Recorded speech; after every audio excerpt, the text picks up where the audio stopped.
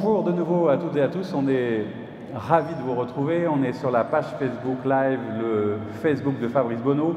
On est dans la salle de la Corbeille, place de la Bourse, et on reçoit les partenaires, les bénévoles et les invités, les personnalités de la ville de Lyon qui nous rejoignent. Et à l'instant même, je suis avec Camille Auger. Bonjour. Bonjour Camille Auger. Alors vous êtes adjointe au maire de Lyon, déléguée à l'emploi et à l'économie durable. Tout à fait. Une vaste délégation, on en parlera un petit peu. Ma première question, c'est qu'est-ce qui vous a amené à être là aujourd'hui avec nous? Je crois que vous connaissez un petit peu les initiatives de Fabrice Bonneau, mais c'est dans cet esprit de le soutenir et parce que vous le connaissez que vous êtes ici?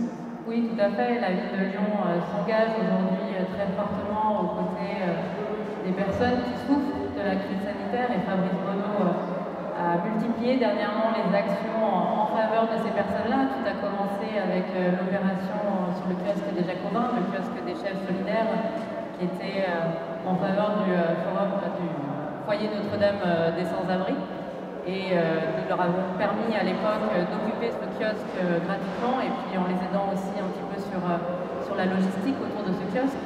Et à la fin de cette opération, quand Fabrice nous a parlé de cette nouvelle initiative à destination des étudiants, évidemment ça nous a tout de suite emballé, on a tout de suite eu envie de les soutenir, donc en essayant de trouver un lieu le plus approprié possible. Oui, c'était pas facile en termes de sécurité dans les conditions, on a envisagé plusieurs lieux, et là on a été magnifiquement accueillis à la fois par le président Valentin et la CCI. C'est ça, ça a été un petit casse-tête effectivement pour arriver à la fois à ce que cette opération ait lieu, et puis tout en respectant les gestes barrières et la sécurité qui est indispensable aujourd'hui dans ce contexte-là. Donc la ville de Lyon a essayé d'apporter ce soutien sur de la logistique aujourd'hui, sur la communication, et on remercie évidemment vivement la CCI pour la mise à disposition de ce lieu. C'est important effectivement de participer et puis d'encourager les acteurs. Alors on le disait, vous avez une délégation qui couvre de nombreux domaines, dont la partie économie. Alors on sait dans cette période combien c'est compliqué, y compris pour nos amis restaurateurs, pour un certain nombre de commerces. Qu'est-ce que vous avez, vous, au niveau de la ville et dans votre délégation, essayé de mettre en place pour soutenir, pour accompagner ceux qui sont dans la difficulté? Effectivement, en fonction de l'évolution des mesures sanitaires, on a essayé de déployer des actions en faveur des commerçants au départ, notamment à travers une campagne de communication. Aujourd'hui, notre priorité, c'est les restaurateurs. Là aussi, on a déployé une campagne de communication spécifique, et puis on essaye de leur trouver aussi des nouveaux débouchés de vente. On pense notamment à l'opération qui leur permet aujourd'hui de vendre sur les marchés lyonnais avec la mise à disposition de 69 emplacements qui marchent très bien, et les restaurateurs sont vraiment satisfaits.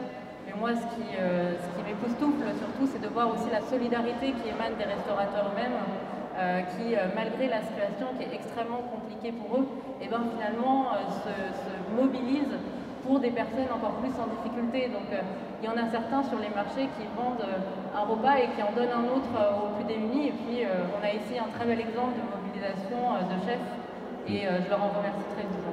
C'est vrai que dans la cuisine, et Fabrice Bonneau le dit souvent, il y a à la fois l'amour, le partage, le don de soi, la découverte d'un certain nombre de choses, et ça a continué.